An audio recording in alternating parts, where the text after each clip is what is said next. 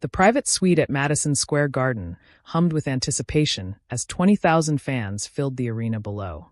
On massive screens, teams from Seoul and London prepared to battle for the World Championship title of Nexus Warriors, the game that had transformed competitive gaming forever. "Ms. Sullivan?" My assistant Devin appeared at my shoulder. "Your brother Michael is here." And he brought the ESPN executives. I smiled, remembering Thanksgiving dinner 5 years ago, when Michael had launched into one of his famous lectures about real sports versus kids playing computer games. "For God's sake, Alexandra," he'd sneered, brandishing his NFL producer credentials like a shield. "You have a degree from Stanford Business School. Stop wasting your time with this gaming nonsense." Now, as CEO of Velocity Gaming Entertainment, I was about to host the most watched sporting event in human history. Our preliminary numbers showed over 500 million viewers tuning in globally. "Send them in," I told Devin, straightening my blazer, "and pull up the live viewer count on the main display." Michael entered first, his familiar swagger somewhat diminished. Behind him came 3 executives from ESPN, trying to hide their awe as they took in the scene below. "Quite different from when you called it kids playing games, isn't it?" I said, gesturing to the arena. The transformation was stunning.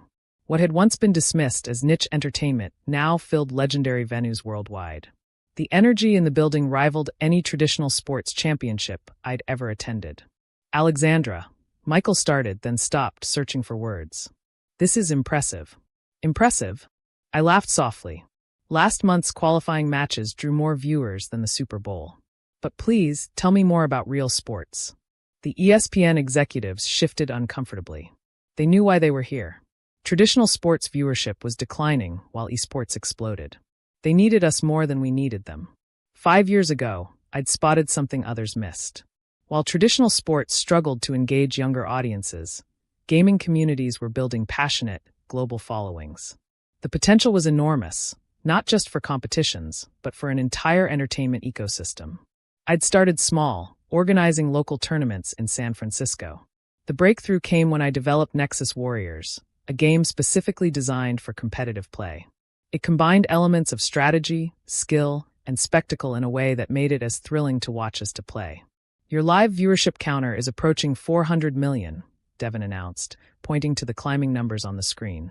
Michael's eyes widened.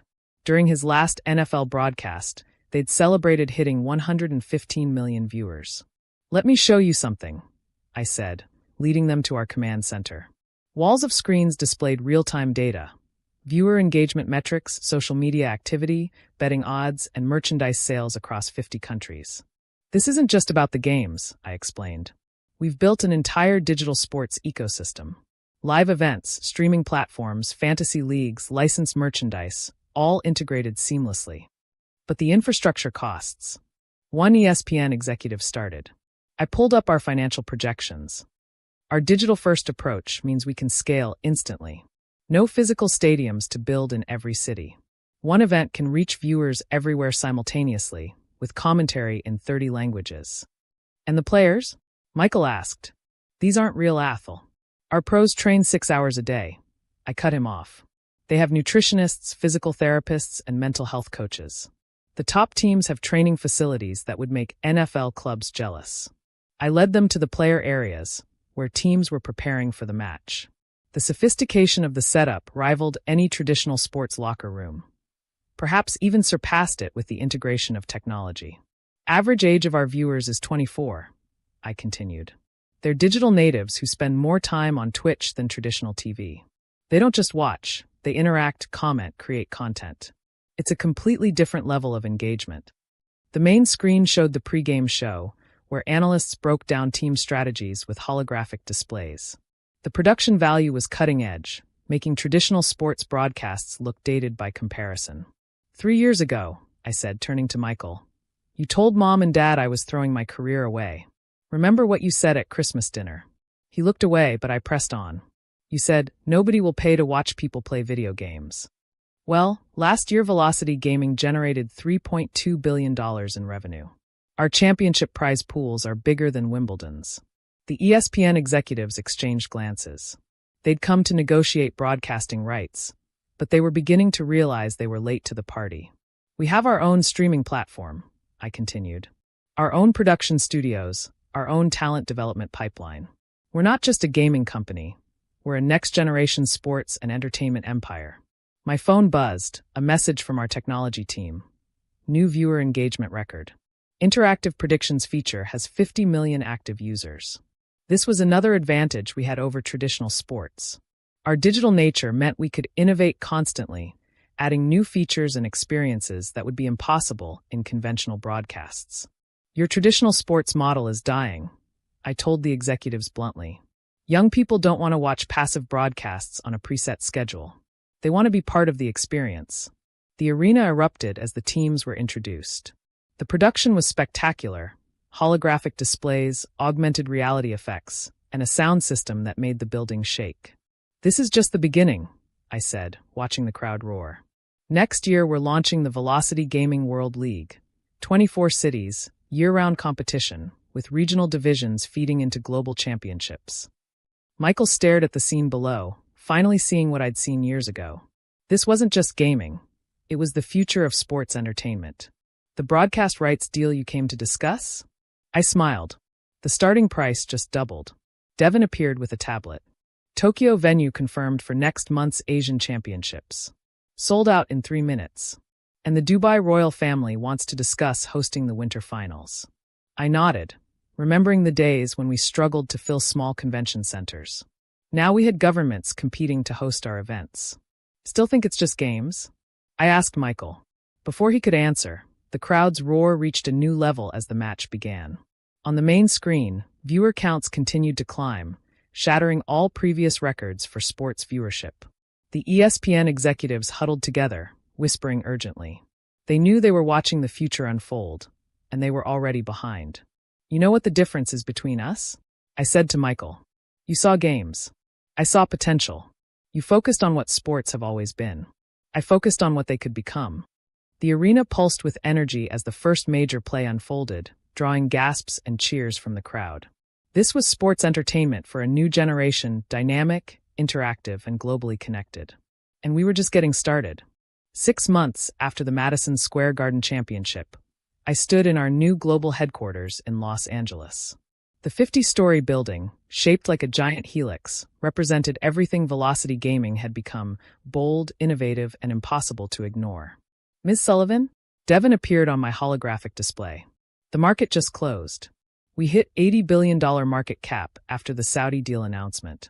I smiled, remembering my father's words when I'd asked him to invest in my startup. Video games? That's not a real business, Alexandra. Put your MBA to actual use. Now Velocity Gaming was worth more than most traditional sports leagues combined. My phone buzzed, a message from Michael. Need to talk. ESPN is hemorrhaging viewers. Our board wants to discuss a merger. Before I could respond, another alert flashed. Breaking. NFL viewership hits historic low as Velocity Gaming World League launches. The timing was perfect. Today we were unveiling our biggest innovation yet. One that would forever change how people experience sports entertainment. Devin, is everything ready for the announcement? Yes, ma'am. All global feeds standing by. Virtual venues at 100% capacity. I walked to our main control center, a room that would make NASA jealous. Hundreds of screens showed real-time data from our events worldwide, while AI systems monitored everything from viewer engagement to player biometrics. Your brother and the ESPN team are waiting in the VR conference room, Devin added. I touched the leather wristband I always wore, my first gaming controller's power button, preserved as a reminder of where this all started. The VR conference room materialized around me as I put on our latest headset. Michael and the ESPN executives appeared as perfect holograms, indistinguishable from their physical selves. Welcome to the future of sports, I said, gesturing to the virtual space around us. This technology goes live today. What exactly are we looking at? One executive asked. I smiled. We're sitting in what appears to be a normal conference room. But in reality, we're each in different cities.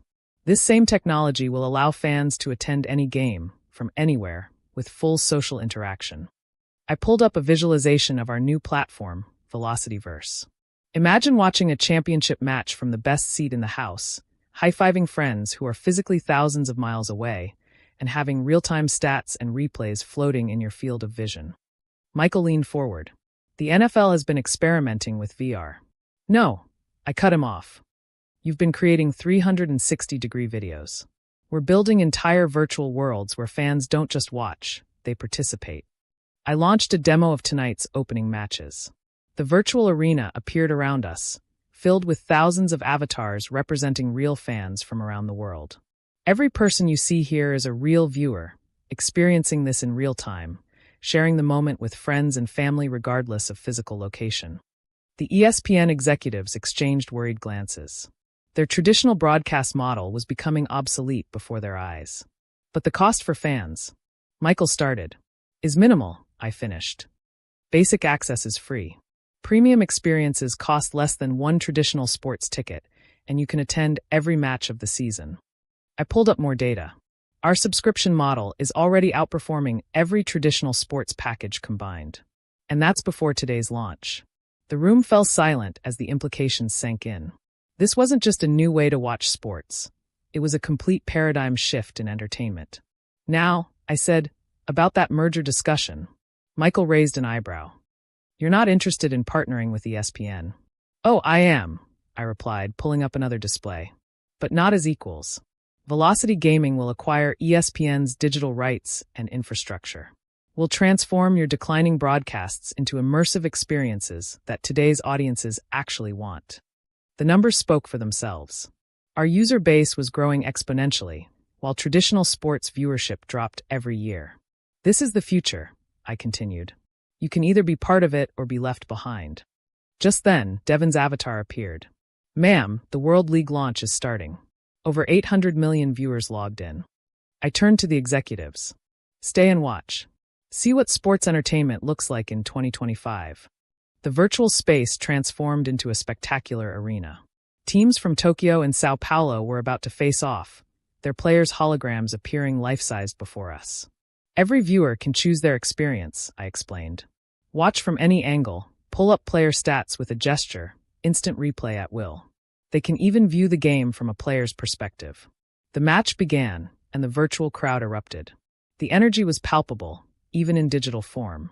Real-time translation allowed fans from different countries to communicate seamlessly. This is just the beginning, I said, watching Michael's face as he took it all in.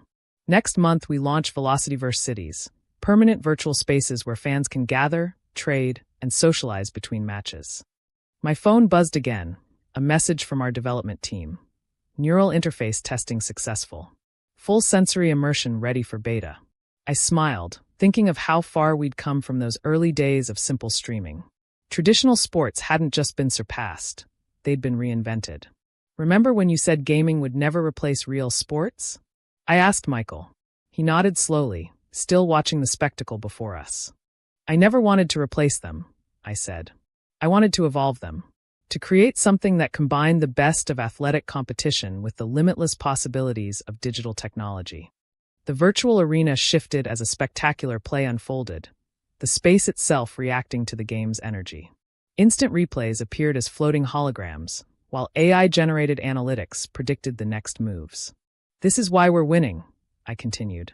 We're not just showing sports, we're creating experiences that were impossible before. We're bringing people together in ways traditional venues never could. Devin appeared again. Stocks up 25% since the launch began. Saudi Prince wants to increase his investment. And your parents are here. I turned to find my father and mother's avatars materializing in the virtual suite. They looked around in amazement. Alexandra, my father said softly. This is extraordinary. 5 years ago, he'd called my ideas unrealistic. Now he was standing in the middle of my vision made real. Would you like to see something really extraordinary? I asked, pulling up our global impact metrics. The data floated around us. Millions of jobs created in the digital sports economy, educational programs teaching next-generation skills, scholarships for promising players from underprivileged backgrounds. We're not just building games, I explained. We're building futures. Every person who works in this ecosystem, from players to developers to content creators, is part of something revolutionary. The ESPN executives huddled together, their avatars betraying their concern. They knew their old model was dying. The merger offer stands until tomorrow, I said. After that, we move forward alone. As if to emphasize my point, the viewer count ticked over 1 billion. a number no traditional sporting event had ever approached. Still think I'm wasting my Stanford MBA? I asked Michael with a smile. He shook his head, finally understanding. You didn't just see the future, he said. You built it. Later that night, after the matches ended and the announcements were made, I stood in my physical office overlooking Los Angeles. The city lights twinkled below, but the real action was happening in the digital realm we'd created. My phone buzzed one last time, a message from our research division. Neural Interface 2.0 testing exceeded expectations. Full emotional synchronization achieved. I smiled, thinking of all the people who said gaming could never match the emotional impact of traditional sports. They hadn't seen anything yet. If you've ever been dismissed for seeing a future others couldn't imagine, ever been told to stick to the real world, or ever had to choose between convention and conviction, remember this. Sometimes the craziest ideas are the ones that change everything. Subscribe if you want to hear more stories about transforming industries and challenging assumptions. Because every revolution starts with someone crazy enough to see beyond what is to what could be. Remember, the future belongs to those who don't just play the game, they change it entirely. What will you change? Thanks for watching. See you again in the next video. Stay stunned.